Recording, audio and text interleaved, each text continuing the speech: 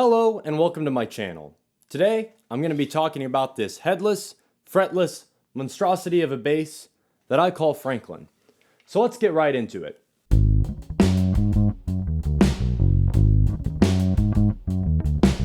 So the idea of Franklin came to be a few years back. I only had one fretless bass and it was not a cheap one. Living in the state of Arizona, I didn't feel super comfortable bringing it to outdoor gigs, nor did I feel comfortable bringing it on the road.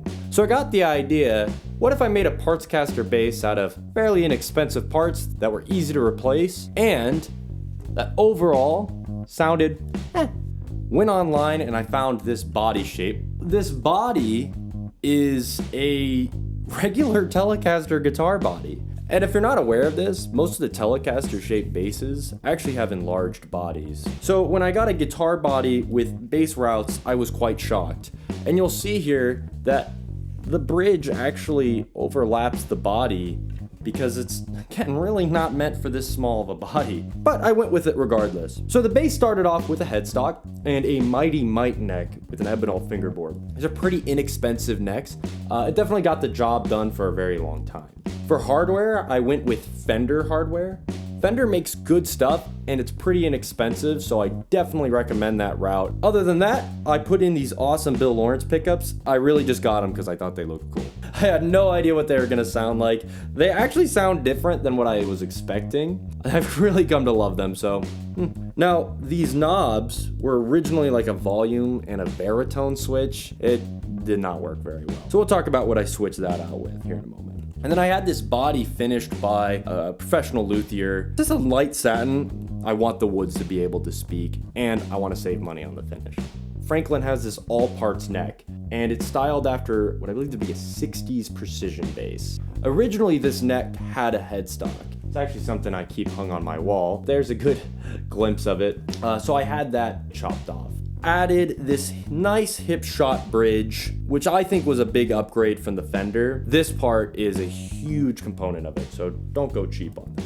I was able to save some money with the mount. She went with Steinberger rather than hip shot. If anybody knows headless guitars and basses, well, it's Steinberger. Something I failed to mention about this neck too, this is an ebony fingerboard. There's a lot of tonal aspects that are superior to the ebonol. The ebonol overall had a glassy sound, where the ebony has a warmer sound, more presence, and more sustain. I don't think that's a huge shocker to those guitar tone enthusiasts. Other than that, I've switched these knobs for more of a Fender standard type approach.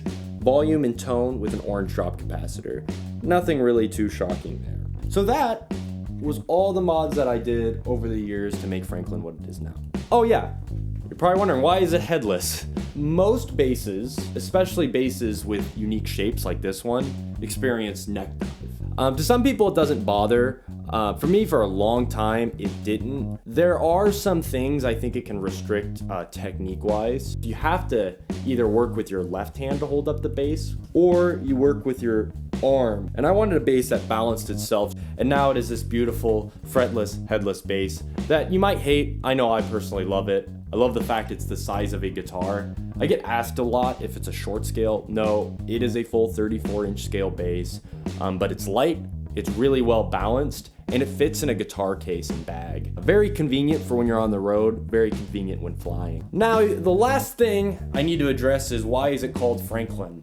One of my good friends for years had heard me calling it my Franken bass. Oh, I'm gonna bring my Franken bass to this gig. Went to a gig and I didn't bring the Franken bass. He looks at me and goes, "Where's Franklin? What are you talking about? Your Franklin bass." Like, I've been saying Franken bass, not Franklin bass. So without even trying, he named it, and now it is Franklin, and forever Franklin. So with that being said, Franklin and I bid you a good day. Be sure to subscribe to my channel. I'll be posting plenty more videos with me and Franklin. Take care.